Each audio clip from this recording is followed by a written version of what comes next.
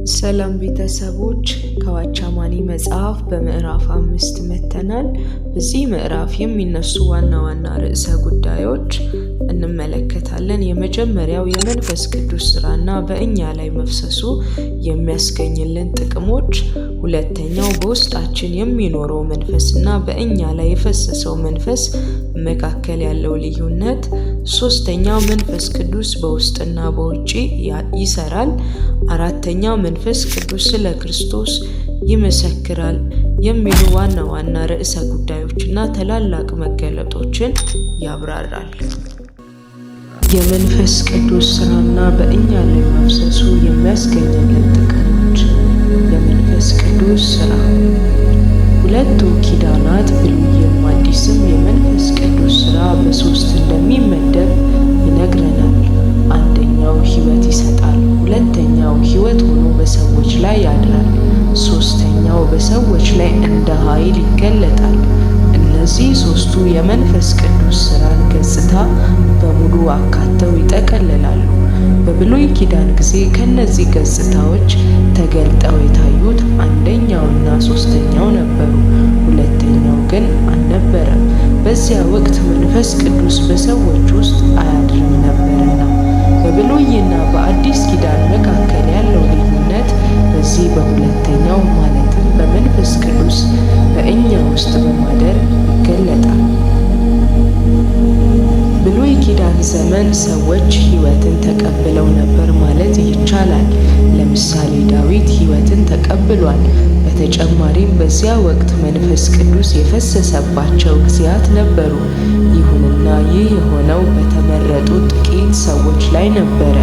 ለምሳሌ የመገናኛውን ድንኳን ይሰሩ የነበሩ የእጅ ባለሙያዎች ባስልኤልና ኤልያብ በሥራ ሁሉ ብልሃት፣ በጥበብም በማስተዋልም በእውቀት በእግዚአብሔር መንፈስ ሞላሁበት።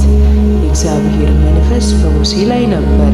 በሰባዎቹም ሽማግሌዎች በእያንዳንዳቸው ላይ በእኩል መጠን አርፎባቸዋል። የእግዚአብሔር መንፈስ በነቢያት ላይ ነበር። ይሁንና በብዙ የነቢያት ልጆች ላይ ለምሳሌ በኤልሳዕ ልጆች መንፈስ በእነርሱ ላይ አልወረደም። ይህ መገለጥ የታየባቸው እጅግ ጥቂቶቹ ነበሩ። የመሳፍንት መጻሕፍትም መንፈስ ቅዱስ በእነርሱ ላይ የነበረባቸውና ሌሎች ሰዎች ሊያከናውኗቸው የማይችሉ በሰው ግምት የማይቻሉ ነገር ስለማድረጋቸው ይነግረናል። ግን እንደ ነቢያት ሁሉ እነዚያም በጣት የሚቆጠሩ ነበሩ። በአዲስ ኪዳን ዘመን ሲጀምር ጌታ በምድር በተመላለሰ ወቅትም መንፈስ ቅዱስ በተወሰኑ ሰዎች ለምሳሌ በማርያም፣ በዘካርያስ፣ በመጥምቁ ዮሐንስና በራሱ በጌታ ላይ መጥቷል። ይሁን እንጂ በዚያ ወቅት መንፈስ ቅዱስ በእርሱ ሊያድር ከመጣው ከጌታ ኢየሱስ በስተቀር በሌሎች ሰዎች ውስጥ መንፈስ ቅዱስ ሕይወታቸው ሊሆን በእነርሱ ማደር አልጀመረም። መንፈስ ቅዱስ አዲስ ሥራ የጀመረው በዮሐንስ ወንጌል ምዕራፍ 14 ከቁጥር 16 እስከ 17 እንደተነገረን ኢየሱስ ስለ መንፈስ ቅዱስ በተናገረው ቃል ነው። በቁጥር 17 ስለሚሆን እንጂ ስለሆነ እንደማይል ልብ በሉ። ይህ ፈጽሞ አዲስ የሆነ የአሰራር ገጽታ ነውና ከእናንተ ጋር ስለሚኖር በውስጣችሁም ስለሚሆን አንደኛውና ሶስተኛው ስራ ብቻ ከተጠቀሰበት የብሉይ ኪዳን ስራ በተለየ መንገድ በዚህ አዲስ ስራ ይጀምራል። አሁን በሰዎች ላይ መጥቶ ኃይልን ማልበስ ብቻ ሳይሆን በውስጣቸው ያድራል።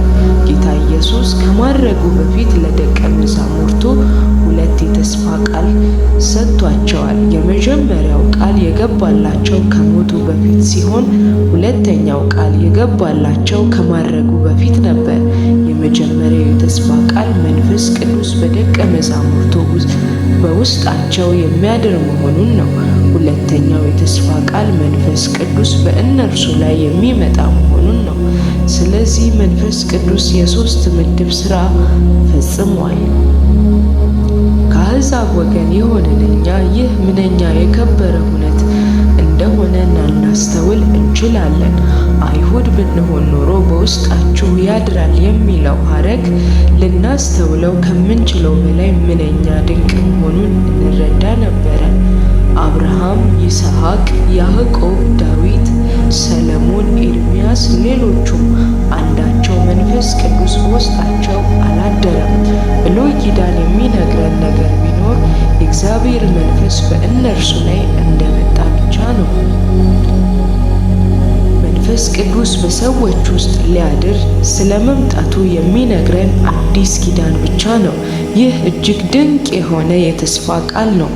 ቃል ሥጋ ሆነ ተብሎ ስለ ጌታችን ሕይወት የተነገረው ድንቅ ነው። አሁን ለእርሱ ተከታዮች በሆንን በእኛ በአማኞች ላይ መንፈስ ሥጋ ሆነ። ይህ እንዴት ግሩም ነገር ነው! መንፈስ ቅዱስ በሰዎች ውስጥ ማደር የጀመረው መቼ ነው? በዮሐንስ ወንጌል ምዕራፍ 14 ከቁጥር 17 ጌታ መንፈስ ቅዱስ በውስጣችሁ ይሆናል እንዳለ ተናግሯል። ይህ ቃል የተናገረው በመስቀል ከመሞቱ በፊት ነበረ። ቀጥሎም በዮሐንስ ወንጌል ምዕራፍ 20 ከቁጥር 22 ጌታ በደቀ መዛሙርቱ ላይ እፍ እንዳለባቸው መንፈስ ቅዱስንም ተቀበሉ እንዳላቸው እናነባለን። ይህ የሆነው ከትንሣኤ በኋላ ነበር። ጌታ ከሙታን ከተነሳ በኋላ መንፈስ ቅዱስ መጣ። ደቀ መዛሙርቱም የጌታን እስትንፋስ ተቀበሉ። መንፈስ ቅዱስ የጌታ ሕይወት እስትንፋስ ነውና። እግዚአብሔር አዳምን ከምድር አፈር አበጅቶ በአፍንጫውም የሕይወትን እስትንፋስ እፍ ሲልበት ሰው ሕያው ነፍስ እንደሆነ ዛሬም ጌታ የሕይወትን መንፈስ ቅዱስ እፍ ብሎብናል። ያለ እግዚአብሔር እስትንፋስ ሰው ሙት ነው። እንደዚሁም ጌታ በቤተ ክርስቲያን ላይ እፍ ካላለባት እርሷም ሙት ናት። ይህ የመንፈስ ቅዱስ ሥራ ሁለተኛው ገጽታ ነው። የእርሱን ሥራ በታሪክ ዘመናት እንዴት እንደነበረ ስናውቅ የዛሬውን ተመክሯችን ፍቺ ልንሰጠው ልንገነዘብ እንችላለን። መንፈስ ቅዱስ በአማኞች እንደሚያድር የተሰጠው የተስፋ ቃል በጌታ ትንሣኤ ዕለት ተፈጸመ። ከትንሣኤው 40 ቀናት በኋላ የመንፈስ ቅዱስ ኃይል እንደሚቀበሉ ሌላ የተስፋ ቃል ሰጣቸው። ይህ የተስፋ ቃል በበዓለ ሐምሳ ዕለት ተፈጸመ። ሁለቱን ስናወዳድር የተሻለ ሆኖ የምናገኘው የትኛው ነው? በብሉይ ኪዳን ዘመን የመንፈስ ቅዱስ መውረድ በጣም ለጥቂት ሰዎች የተሰጠ ልዩ ዕድል ነው። ለምሳሌ ለካህናት፣ ለነቢያት፣ ለመሳፍንት ወዘተ። በድፍን እስራኤል ምድር ይህን ባርኮት የተቀበለ አንድ ሰው ብቻ ሊሆን ይችላል። ንጉሥ ወይንም አንድ የተለየ ማዕረግ የነበረው ሰው ሕዝቡን የዚህን የተቀባ ሰው ቃል ለመስማት ወደ እርሱ መሄድ ይኖርባቸዋል። በብሉይ ኪዳን ዘመን የዚህ አይነት ሰው በአስርቶሽ ወይንም በክፍለ ዘመናት እንዴት የሚገለጥ በጣም ብርቅ ነገር ነበረ። ዛሬ በአዲስ ኪዳን ዘመን ማንኛውም አማኝ መንፈስ ቅዱስን ሊቀበል ይችላል። ይህ የተስፋ ቃል እጅግ አስደናቂ፣ ለአማኞች ሁሉ የተነገረ ነው። ይህ በእርግጥም የጌታ የተለየ ጸጋ ነው። መንፈስ ቅዱስ በእኛ ላይ መምጣቱ ምንኛ ደስ የሚያሰኝ ነገር ነው። ጌታ ወደ ሰማይ ከማረጉ በፊት ደቀ መዛሙርቱ በተስፋ ቃል እንደተነገራቸው ኃይልን ከሰማይ እስኪቀበሉ ድረስ በኢየሩሳሌም እንዲቆዩ ነግሯቸዋል። በዚያን ወቅት ደቀ መዛሙርቱ በውስጣቸው የሚያድር ሕይወትን ተቀብለዋል። ጌታም በመታዘዝ በኢየሩሳሌም በጸሎት ቆዩ። ከ10 ቀናት በኋላ በበዓለ ሐምሳ ቀን ሲደርስ ሁሉም በመንፈስ ቅዱስ ተሞሉ። የሐዋርያት ሥራ ምዕራፍ 2 ያነበበ ሁሉ ይህን ክፍል በእነርሱ ላይ የሆነው የመንፈስ ቅዱስ ሥራ እንደሚያመለክት ያውቃል። ይህ ውጫዊ ነገር ነው። የሉቃስ ወንጌል መንፈስ ቅዱስ በሰዎች ላይ ስለሚሰራው ሥራ ውጫዊ ሥራ እንጂ ስለ ውስጣዊው ሥራ አይነግረንም። የዮሐንስ ወንጌል ግን ከሉቃስና ከሐዋርያት ሥራ ስናስተያይ መንፈስ ቅዱስ በሁለት መንገድ እንደሚሰራ እንገነዘባለን። አንዱ በሰዎች ውስጥ የሚሰራ ሲሆን ሌላው ከሰዎች ውጭ ሆኖ የሚሰራው ነው። በውስጣችን የሚያድረው መንፈስና በእኛ ላይ የፈሰሰው መንፈስ መካከል ያለው ልዩነት። መንፈስ ቅዱስ በእኛ ውስጥ ማደሩ ሕይወትን ሊሰጠን ሲሆን፣ በእኛ ላይ የሚወርደው ግን ኃይልን ሊያስታጥቀን ነው። እነዚህ ሁለቱ የሥራ ገጽታዎች ለይተን መመልከት ካልቻልን በብሉይና በአዲስ ኪዳን መካከል ያለው የመንፈስ ቅዱስ አሰራር ልዩነት መረዳት አዳጋች ነው። በአዲስ ኪዳን መንፈስ ቅዱስ በውስጣችን ሊኖር እንደሚመጣ ክርስቶስ የተስፋ ቃል የሰጠን ከመሞቱ በፊት ነው። ይህ ገጽታ ማለትም በተስፋ ቃል የተነገረው የመንፈስ ቅዱስ ሥራ ገጽታ ከጌታ ሞት ጋር የተዛመደ ሲሆን በትንሣኤ ዕለት ተፈጽሟል።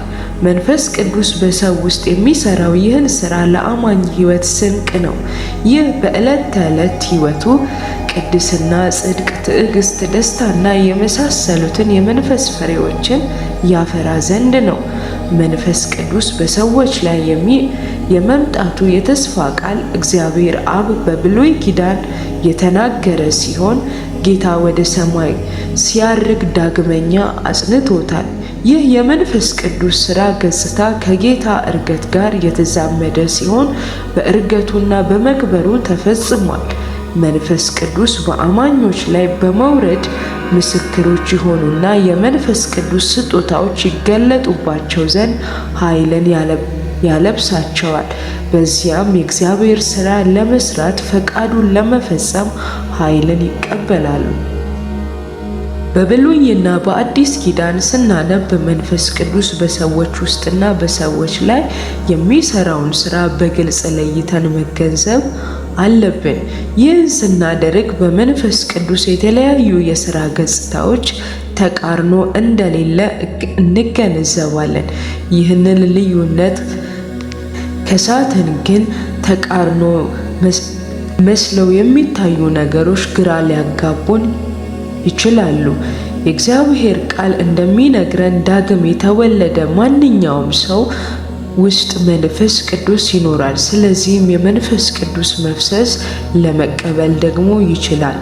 የመጀመሪያው የግድ አስፈላጊ ሲሆን ሁለተኛው ግን ሊሆን ይችላል ነው። አንድ ሰው ጌታ ኢየሱስን ሲያምን ያለ አንዳች ጥርጥር መንፈስ ቅዱስ በውስጡ ሊያድር ግድ ነው። በተጨማሪም የመንፈስ ቅዱስ መፍሰስ ሊቀበል ይችላል። የእነዚህ የሁለቱ ቃላት ትርጉም ለይታችሁ ማጤን የተሞክሮውን አስደናቂ መረዳት ትችላላችሁ። ይህን በምሳሌ ለማስደገፍ ልሞክር። የሰማርያ ሰዎች በጌታ አምነው ይጠመቃሉ። መጽሐፍ ቅዱስ በውስጣቸው የሚኖረውን መንፈስና የመንፈስ ቅዱስ መፍሰስ ስለመቀበላቸው አይነግረንም። የሐዋርያት ሥራ ምዕራፍ 8 እነዚህ ሰዎች በጌታ እንዳመኑና እንደተጠመቁ ነገር ግን ከእነርሱ በአንዱ ላይስ እንኳን ገና እንዳልወረደ ይነግረናል። በኢየሩሳሌም የነበሩ ሐዋርያት ይህንን ሲሰሙ የሰማርያ አማኝ መንፈስ ቅዱስን ይቀበሉ ዘንድ እጆቻቸውን ጭነው እንዲጸልዩላቸው ጴጥሮስንና ዮሐንስን ይልኩላቸዋል። መንፈስ ቅዱስ በውስጣቸው የማደሩና በእኛ ላይ የመፍሰሱ መካከል ያለው ልዩነት ያልተረዳ ሰው የሰማርያ ሰዎች አምነው ተጠምቀው ነገር ግን የመንፈስ ቅዱስን መፍሰስ ያለመቀበላቸው ነገር ለመረዳት አስቸጋሪ ሊሆንበት ይችላል። በተጨማሪም ከዚህ ሁነት ጋር የተዛመዱ በሮሜ ምዕራፍ 8 በአንደኛ ዮሐንስ ምዕራፍ 4 እና በአንደኛ ቆሮንቶስ ምዕራፍ 6 የሚገኙ ምንባቦች ፍቺ መረዳት አዳጋች ሊሆንበት ይችላል። እነዚህ ሁለቱ ክፍሎች አንድ ሰው በጌታ ሲያምን መንፈስ ቅዱስ በውስጡ እንደሚኖር እንደሚያድር ያመለክታሉ። እውነቱ ይህ ነው። የሰማርያ ሰዎች መንፈስ ቅዱስ በውስጣቸው አድሯል። የጎደላቸው የፈሰሰው መንፈስ ብቻ ነው። መንፈስ ቅዱስ በውስጥና በውጪ ይሰራል። መንፈስ ቅዱስ በውስጥና በውጪ የሚሰራ ለሕይወትና ለጽድቅ አኗኗር ነው። መንፈስ ቅዱስ በሰው ውስጥ የሚሰራው ለሕይወትና ለጽድቅ አኗኗር ነው። ይህም የመንፈስ ቅዱስ ፍሬ ለማፍራት ያስችለናል። መንፈስ ቅዱስ በሰው ላይ የሚሰራው ግን ለምስክርነትና ለአገልግሎት ኃይልን ሊያስታጥቅ መንፈሳዊ ስጦታዎችንም በእርሱ ላይ ለመግለጥ ነው። ሰው በውስጡ በመንፈስ ቅዱስ ተሞልቶ ከዚያ ከውጭው መንፈስ ቅዱስ በእርሱ ላይ ወረደበት ማለት ጌታን ለማገልገል ታላቅ ኃይልን ተቀበለ ማለት ነው። ይሁንና በውስጡ በመንፈስ ቅዱስ ሳይሞላ የመንፈስ መፍሰስ ከውጭው ብቻ ከተቀበለ ይህ በቀላሉ መታበይ ስለሚመራው የሚጎዳው እንጂ የሚጠቅመው አይሆንም። በዕለታዊ ሕይወቱ በድል ሕይወት መመላለስን ያላወቀ ሰው መንፈስ ቅዱስ በእርሱ ላይ ሊፈስስ ይችላል። ይሁንና ከጥቂት ወራት ወይንም ዓመታት በኋላ መንፈሳዊ ሁኔታ በሰው ሁሉ ፊት መገለጡ አይቀርም። ስለዚህ የመንፈስን ስራ ሁለቱንም ገጽታዎች መለማመድ ያስፈልገናል። መንፈስ ቅዱስ ስለ ክርስቶስ ይመሰክራል። መንፈስ ቅዱስ የሚመጣው ስለ ራሱ ሳይሆን ስለ ክርስቶስ ሊመሰክርልን ነው። አንድ ሰው የመስቀሉን የቤዛነት ስራ ሲመለከት ያምን ዘንድ መንፈስ ቅዱስ እንዲያግዘው ሊጠይቀው እንዴት የሚያስችል ትምህርት ሊቀበል ይችላል? ይህም ክርስቶስ እንዲያይ ይመራው ዘንድ ነው። መንፈስ ቅዱስ በሰዎች ውስጥ ስለሚሰራው ስራ ስንናገር ትኩረታችን በእርሱ በመንፈስ ቅዱስ ላይ አይደለም። ምክንያቱም የእርሱ ስራ ስለ ክርስቶስ መመስከር ስለሆነ። ስለ ድል ሕይወት በምንናገርበት ጊዜ እንኳን ጌታ ሕይወታችን ይሆን ዘንድ ከሙታን እንደተነሳ እንናገራለን እንጂ በመንፈስ ቅዱስ ላይ አናተኩርም። ለዚህ ምክንያቱ የመንፈስ ቅዱስ ስራ ከክርስቶስ ስራ ጋር የተዛመደ በመሆኑ ነው። ሰዎች የክርስቶስ ስራ ሲመለከቱ የመንፈስ ቅዱስን ስራ በውስጣቸው ይጠነስሳሉ። የጌታ ሞት ሲያዩ በመንፈስ ቅዱስ የሆነውን ዳግመኛ ልደት ይቀበላሉ። የጌታን ትንሣኤ ሲመለከቱ ለውስጣቸው ሕይወት የሆነላቸው ዘንድ መንፈስ ቅዱስን ይቀበላሉ። ሰዎች ወደ ሰማይ ያረገውና በዙፋኑ የተቀመጠውን ጌታ ሲመለከቱ የመንፈስ ቅዱስን መፍሰስ ይቀበላሉ። የመንፈስ ቅዱስ መፍሰስ ብቻ ሳይሆን በውስጣቸው የሚያድረው መንፈስ ስለ ክርስቶስ ይመሰክራል። በአንድ በኩል በውስጣቸው ያለው መንፈስ ቅዱስ ድል ይሰጣልና፣ በሌላ በኩል በውስጣቸው ያለው መንፈስ ቅዱስ ክርስቶስ ሁለንተናቸው መሆኑን ይመሰክራል። መንፈስ ቅዱስ በውስጣችን የሚፈሰው የመንፈስ ፍሬ እንድናፈራ ያስችለናል። ይህ ፍሬም ክርስቶስ በሁለንተና ማለት ነው። እግዚአብሔር መንፈስ ቅዱስን የሰጠን በተጠናቀቀ ሁኔታ ትንሽ ፍቅር፣ ትንሽ ደስታ፣ ትንሽ ትዕግስት እየሰፈረ አይደለም። ክርስቶስ በሙሉነት ነው የሰጠን። በገላትያ 5:22 ስለ መንፈስ ፍሬ የተነገረው በነጠላ ነው። በግሪኩ ፍሬ የሚለው ቃል በነጠላ ነው የተነገረው።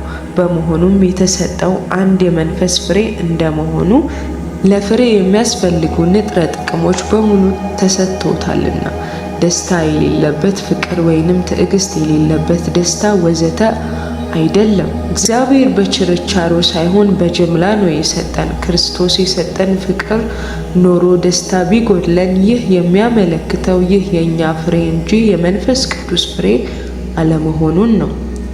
በመጽሐፍ ቅዱስ ውስጥ በተለየ በመንፈስ ቅዱስ ላይ ያተኮሩ 3 ምዕራፎች አሉ። እነዚህም በአንደኛ ቆሮንቶስ 12 እስከ 14 ድረስ ባለው ክፍል ይገኛሉ። ምዕራፍ 12 እና 14 ስለ መንፈስ ቅዱስ መፍሰስ ማለትም ከውጭ ስለምንቀበለው መንፈስ ሲናገሩ፣ ምዕራፍ 13 ስለ ፍቅር ይናገራሉ። ይህም በውስጣችን ስለሚኖረው መንፈስ ይናገራል። እዚህ ላይ ፍቅር የሚለው ቃል የምንጠቀመው በገላትያን 5 ምዕራፍ 5 ጠቀሰውን የመንፈስ ፍሬ ለመወከል ነው። ይህም በውስጣችን የሚኖረው መንፈስ ቅዱስ ያመለክታል። በዚህ የመንፈስ ፍሬ ሲዘረዘር መጀመሪያ የተጠቀሰው ፍቅር ነው። ምክንያቱም ፍቅር የጎደለው ሌላ ነገር ሁሉ ደስታ ቢሆን፣ ሰላም ቢሆን፣ ትዕግስት ቢሆን ወዘተ ፋይዳ አይኖረውም። ጳውሎስ አማኞችን ፍቅርን እንዲከታተሉ ያሳስባቸዋል። ምክንያቱም ፍቅር ሲኖራቸው ከላይ የተጠቀሱ ሌሎች መልካም ነገሮች በሙሉ ይከተላቸዋል። ይቀጥላል። ቪዲዮውን ከወደዱት ላይክ፣ ሼር፣ ሰብስክራይብ ማድረግ አይርሱ።